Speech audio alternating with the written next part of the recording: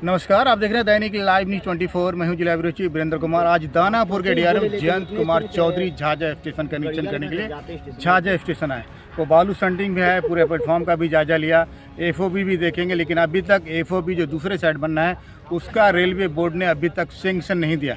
हालांकि आपको पता है इस ड्रीम प्रोजेक्ट था सांसद चिराग पासवान का, लगभग 5 साल होने वाला है, लेकिन झाझा की जनता को आज भी फुट ओवर ब्रिज का कहीं न कहीं तोहफा नहीं मिल पाया।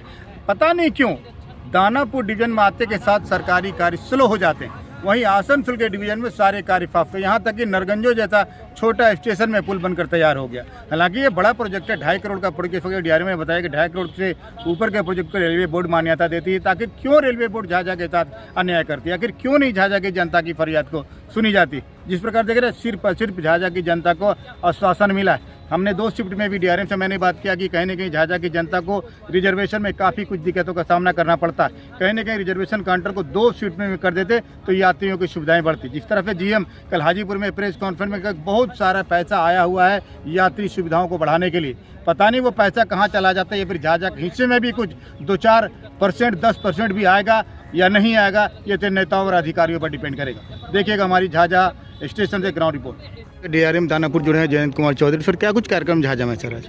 नहीं, आज एक रूटीन इंस्पेक्शन था पूरा पटना से लेके झाझा तक। काफ़ी दिन हो गए थे इस एरिया में आए हुए, तो आके पूरा एक जनरल निरीक्षण किया।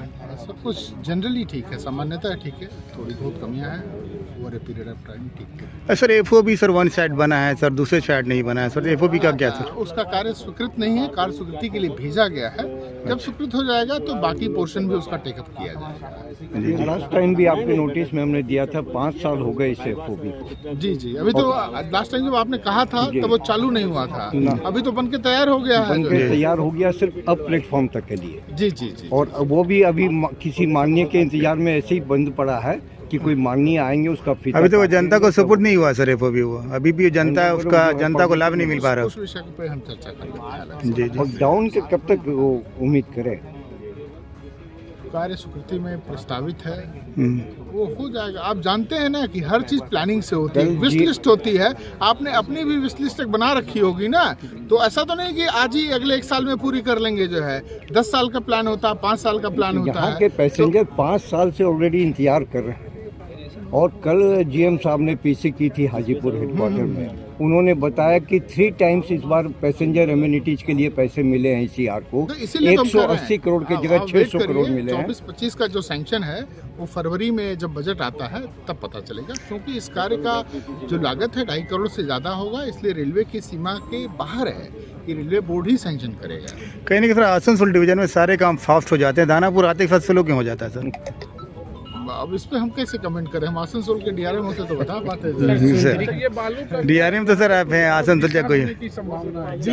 ये बालू का जो ये डंपिंग पॉइंट है, जिसको और कुछ बेहतर करने की नहीं, एक्चुअली साइडिंग की लेंथ कम है। आप देख पा रहे हैं कि आधे में बैलेंस लोडिंग होती है, आधे में बालू की लोडिंग होती है। जी। बालू हमें पैसे देता है जो है, जिसकी लोडिंग से हमारी कमाई होती है रेलवे की जो है। तो हम लोग चाहते हैं कि बालू की भी लोडिंग होती रहे, हमारी बैलेस्ट की भी लोडिंग फुल रेक की होती रहे। उसी संभावना को तलाश किया जा रहा है। सर झाझा स्टेशन के प्लेटफॉर्म का हाल बहुत बुरा है सर, तो क्या लगता है कुछ उसमें हो पाएगा सुधार? उच्चीकरण का कार्य का लगातार प्रस्तावित किया जा रहा है, जैसे स्वीकृत हो जाएगा।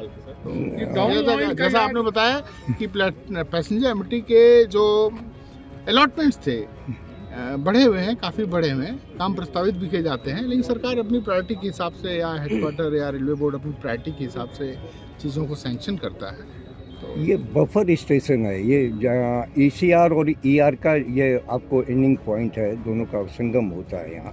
बफर स्टेशन है, लेकिन पैसेंजर एमिनिटी डाउन पर आज तक लगे ही नहीं है। वो कोच इंडिकेटर लगाना अभी भी डिवीज़न की अपनी एक प्रायोरिटी है। सारी इंपॉर्टेंट स्टेशन पे लगाना ही लगाना है, और उसके लिए भी मैंने जैसे कहा कार्य सारे प्रस्तावित हैं। जैसे सैंक्शन होगा, क्राउड मैनेजमेंट पर इस बार बहुत फोकस था रेलवे का। इस बार छठ के बाद जो भी भीड़ लौट रही थी, महिलाओं तक को टिकट काउंटर पर इतनी परेशानी हुई हो चुकी, उनके लिए कोई अलग सेपरेट काउंटर नहीं है, तो वो पुरुषों के बीच में ही बेचारी धक्का मुक्की करते हुए, हमने फोटो भी ली थी, चलाई भी थी न्यूज़। सर कहीं सर रिजर्वेशन में सर 1 सिंगल शिफ्ट काम होता है, अगर डबल शिफ्ट हो तो पैसेंजर को बहुत सुविधा मिलेगी सर। डिमांड बेसिस हाँ बहुत डिमांड भी है सर, क्या करना। हाँ जी सर वेटिंग रूम में जो फर्स्ट एसी में आता है सर, अब उसका हो गया मूलभूत है साइडिंग बनाने का। साइडिंग से प्रपोज है दूसरी साइड से बैलास्टिक बन रहा है सर बन रहा है सर, लेकिन इसमें सर वही साइड से कितना से स्टार्ट करिए सर। टीआरडी का से एसएमटी का इशू आ रहा है सर। वहाँ कैसे जा सकते हैं हम जो है पैदल प्लेटफॉर्म से जाना पड़ेगा। प्लेटफॉर्म या बाय रोड जाना पड़ेगा सर। नहीं बाई रोड से सर, नहीं बाई रोड नहीं जाएगा।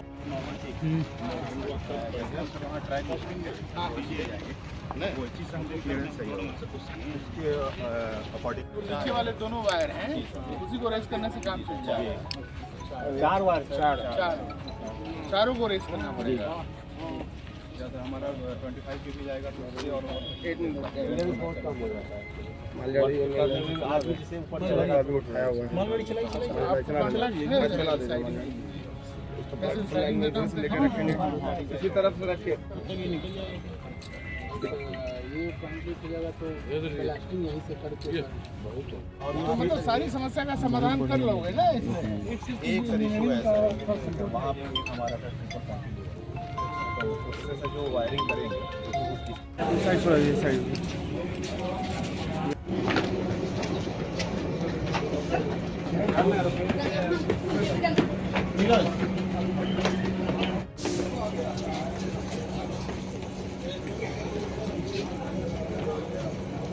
हेडिंग जानते हैं?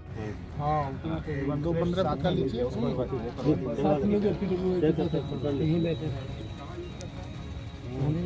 तो ये सही जगह है।